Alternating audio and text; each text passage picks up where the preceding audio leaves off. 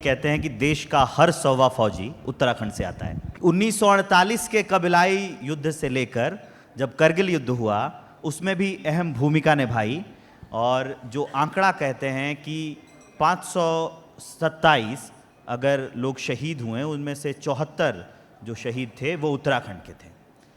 यहाँ पर सैन्य धाम बन रहा है, 4 धामों के अलावा 5वां धाम। तो आज इसी पर हम बातचीत करेंगे और शुरुआत करते हैं एक बार जोरदार तालियों से, क्योंकि फौजियों की बात है। तो स्वागत करिए हमारे मेजर जनरल पीएस राणा का और मेजर जनरल शमी सबरवाल का। थैंक यू सर, इसी पर बात करेंगे, फौजियों की जन्मभूमि। इसको जरा एक बार बताइए हमारे व्यूअर्स दर्शकों के लिए, बहुत लोग जुड़े हैं। देखिए, जहाँ तक उत्तराखंड राज्य का सवाल है, यहाँ के मिट्टी में एक विशेष प्रकार की गुणवत्ता है जो सामरिक और सैन्य शक्ति से परिपूर्ण है।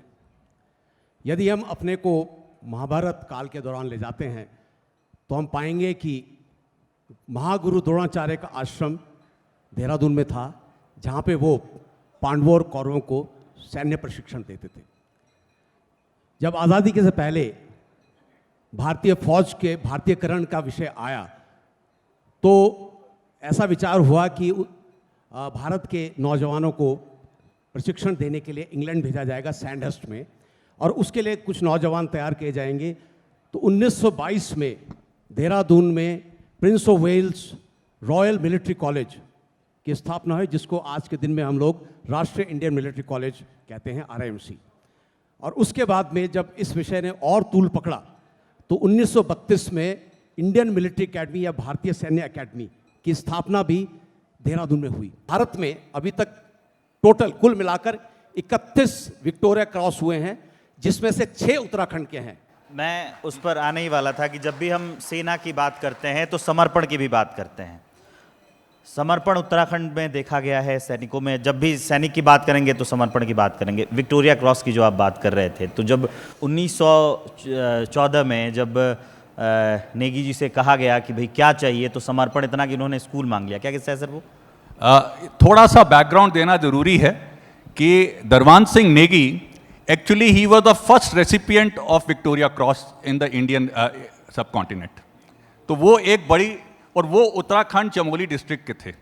और इन्होंने 1914 में, आज से 110 साल पहले, नवंबर में फ्रांस में as part of British army, इन्होंने जो जर्मन्स ने जो ब्रिटिश मोर्चे कैप्चर कर लिए थे उनको उन्होंने दोबारा रिकैप्चर करने में अहम, उस समय वो सिर्फ नायक थे 11 साल की सर्विस के, उन्होंने अहम भूमिका, लेड फ्रॉम द फ्रंट।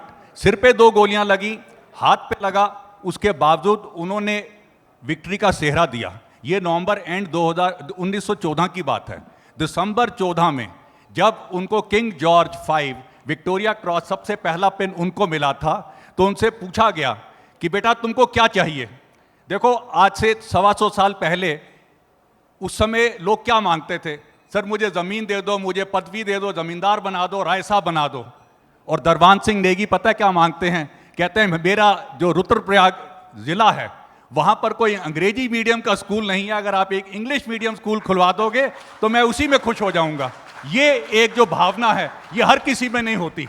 योजना अग्निवीर, जब आप लोग सेना में थे, अभी रिटायर्ड हैं, जब थे तब तो नहीं थी, अब आई, बड़ा उस पर बवाल हुआ, कई राजनीतिक टिप्पणियां, विपक्ष पक्ष, उसके बारे में आप क्या सोचते हैं? देखो, ऐसा है कि एक टाइम था जब हमारी सीनियर हायरार्की ने बोला था कि ज़्यादा से ज़्यादा लोगों को मिलिट्री ट्रेनिंग मिलनी चाहिए।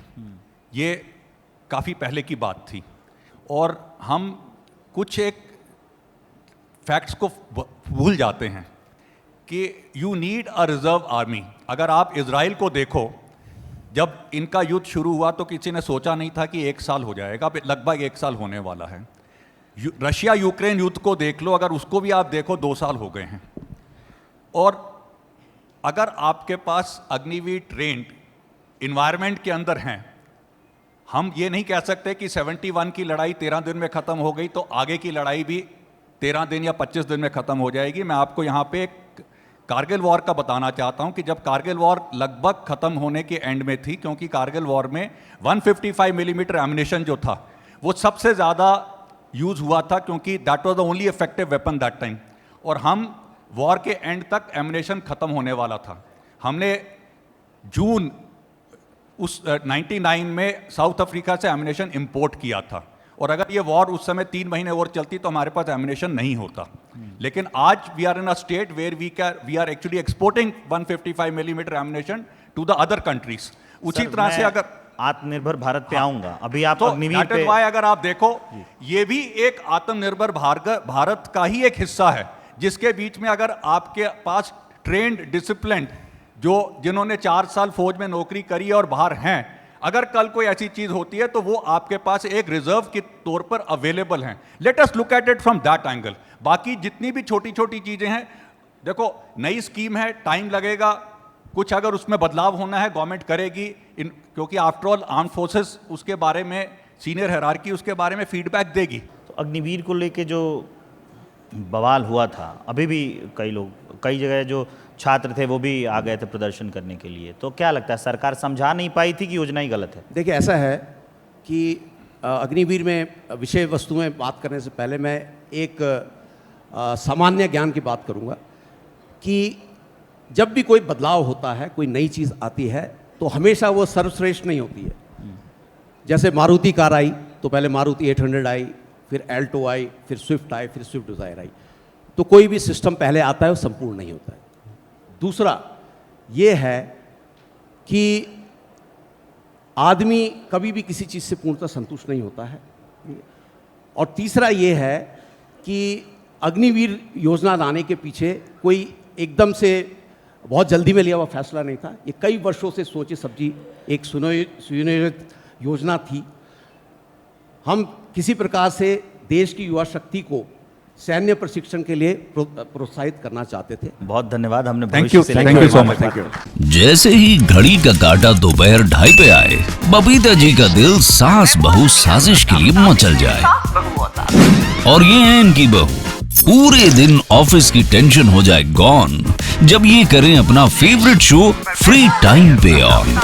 इनकी तरह आप भी देखें अपना फेवरेट शो अपने टाइम पर और डाउनलोड कीजिए एबीपी लाइव ऐप अपने स्मार्ट टीवी पर।